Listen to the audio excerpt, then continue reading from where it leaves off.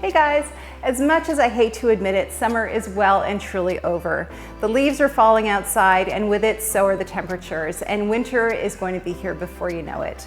Now, in order to get a perfect cure, even during the cold winter months, the most important thing to think about is temperature.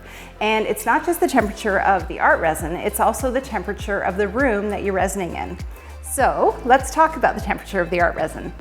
Now, we all know that resin loves warmer temperatures, but during the cold winter months, you might find yourself with cold resin on your hands. You might come home to a delivery that's been sitting in the snow all day, or you might have left your bottles in the car overnight. Whatever the reason, you want to be aware of cold resin. Let me show you why. I'm just going to get my gloves on here. Now, these bottles have been sitting overnight in the garage here at ArtResin, and they are very cold. Yeah, they're really cold. So I'm just gonna open them up and I'm gonna show you exactly what cold resin looks like. I've got a couple of shot glasses here. Okay, I'm gonna start pouring it out. Oh yeah, you can see that coming out, how thick it is, my goodness. Look at that. It's coming out in ribbons, and the ribbons are kind of piling up on themselves. It's not pooling like it normally would with room temperature art resin, so. And it's very, very thick. It's actually full of bubbles. So let's pour the resin. Yeah, same thing. It's pouring out the same way in these big, thick ribbons. So this is what you don't want. Now we're gonna try mixing it. So you can see how thick it is. I don't know if you can see all the bubbles in there too. But just wait until we mix it.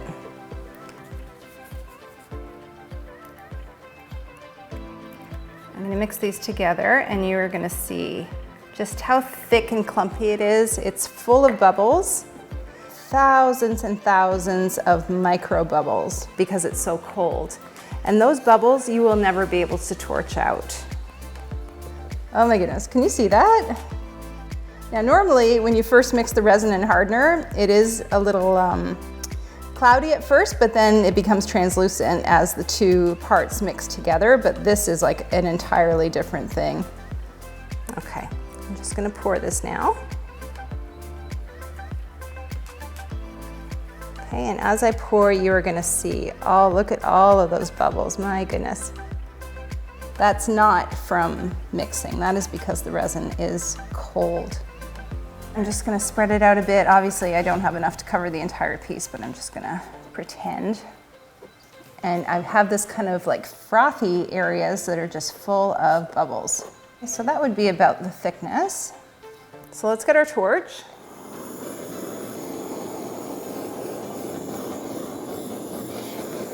So I don't know if you can see this area here. It's a cluster of thousands and thousands of teeny tiny little micro bubbles, and there are clusters like this all over this piece. They're below the surface of the resin, and you can torch and torch and you will never be able to reach those, and that is from cold resin. So clearly you don't want to use cold resin on your artwork. But what do you do if your art resin bottles are cold and you do have some work to resin? Well, you've got a couple of options. If you have the time, you can just let your bottles sit out at room temperature for a few hours and let them warm up a bit. But if you're in a time crunch, you can always opt to give your resin bottles a warm water bath. So I've got a container here with warm water, about what you would use for a baby's bath. It's not boiling hot. And you want to put the bottles in before you measure and mix. This is really important. So put your unopened bottles in the bath. You don't want to submerge them, and you don't want to take those caps off. Make sure they're on, because you don't want any water getting mixed in your resin or hardener. Otherwise you're going to end up with a cloudy resin cure.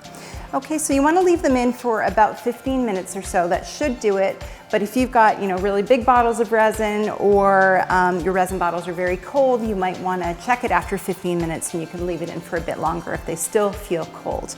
Okay, so these are sitting in here in their bath, and I am going to come back in 15 minutes and check on them. Okay, we're back. So I'm just going to check on my resin here that's been sitting in the water bath to bring it up to room temperature, and that feels good. Yeah, I can see already it's much more fluid than the cold resin was. So the most important thing to remember when you take your bottles out is you have to dry them off. So I've got some paper towel here. Dry them off thoroughly before you open them. Like I said, you don't want any water getting into the resin or hardener, otherwise you're gonna end up with cloudy resin. We don't want that. Okay, so we've got our hardener. Now I'm gonna dry off the resin. Okay, good. All right, let me get my gloves on, and I am just gonna pour a little bit out so you can see the difference for yourself between the cold resin that I showed you earlier and this room temperature resin. Okay, so I'll start with the hardener. There we go, that is beautiful. You can see for yourself already. It's fluid, it's got that beautiful honey-like consistency that we all know and love. Now we'll check the resin. Oh yeah, that looks way better. Awesome. Okay, so I'm just gonna mix one into the other. It is so clear. And there we go. Oh, that is so much better now compared to the cold resin. It's clear. There are very, very, very few bubbles in here, and it's got this beautiful honey-like consistency compared to that taffy-like consistency with the cold resin. So as you can see, a warm water bath is a great way to bring cold resin up to room temperature. Now, just a quick note, if you are using a water bath to warm your resin above room temperature, it's really important to remember warmer temperatures promote a faster resin cure. So not only are you going to lose about 10 to 15 minutes of working time with warm resin, but there is the very real chance that your resin could thicken and cure in the cup if you leave it sitting on your work surface. So it's really important, measure, mix, and pour right away. Don't leave your warm resin sitting in the cup on your work surface. So now that we've talked about the temperature of the resin, let's move on to the temperature of your resin room.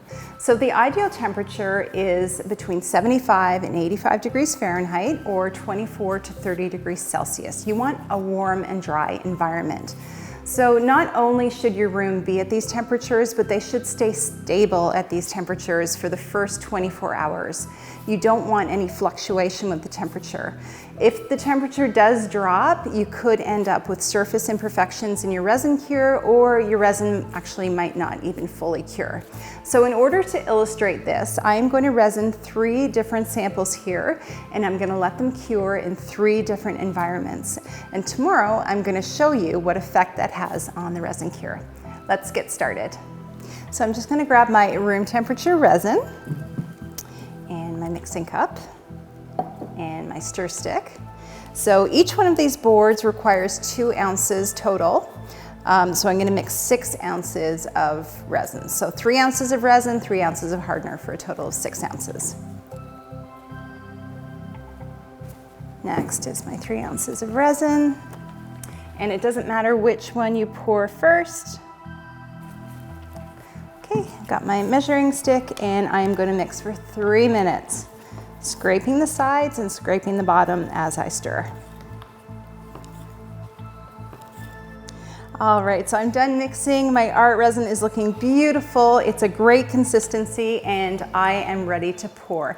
Now, before I do, I just wanted to outline the 3 different curing conditions for these pieces. The first one I'm gonna leave here in the studio. It's nice and warm in here, and I'm expecting a perfect cure from this one. The second one, I'm gonna start out in the studio, and then in a few hours, I'm gonna move it into the garage where it's very cold. So I'm gonna change the temperature on this one. The last piece, I'm gonna move into the garage right away, so it's gonna cure in a cold environment. So tomorrow, we're gonna take a look and see what effect temperature has on each of the cures. Okay, so I'm gonna get started with my first piece here. Look how beautiful and clear that is compared to that cold resin. What a difference. So now I'm gonna spread. So I'll just pour them all and then spread, and then I'll torch them all at the same time. Okay, next we have our piece in the middle. So you might be wondering why this piece has been painted black, and the reason is that this is the piece that's going to have the temperature drop partway through the cure. I'm expecting it's going to cure with surface imperfections, and they are going to show up much better on black. All right, and last is our piece that is going to cure in the cold. We'll just spread this out. All right, that looks good. And now I'm ready for torching. So I grab my torch.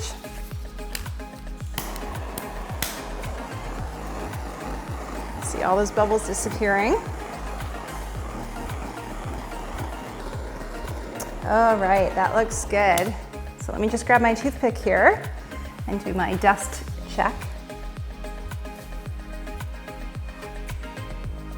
Okay, that looks good. All right, so I'm gonna cover these up. I'm gonna move each of them to their respective curing areas. And tomorrow we're going to see what kind of an effect temperature has on each of the cures. Okay, so see you tomorrow. Okay, we're back. So I'm going to start with the piece that was left to cure in the cold temperatures. Now this piece here was left overnight in the garage here at ArtResin where it was very cold, and as I suspected, it is sticky. So it started to cure, but because of the cold temperature, it wasn't able to complete the curing process, and it is very sticky. So if you are concerned that this might be an issue for you, a good way to check it out is just to touch the corners, and you'll be able to tell right away that it's sticky. Now, I'm going to show you how sticky it is. Take a look at this. Yeah, that is sticky.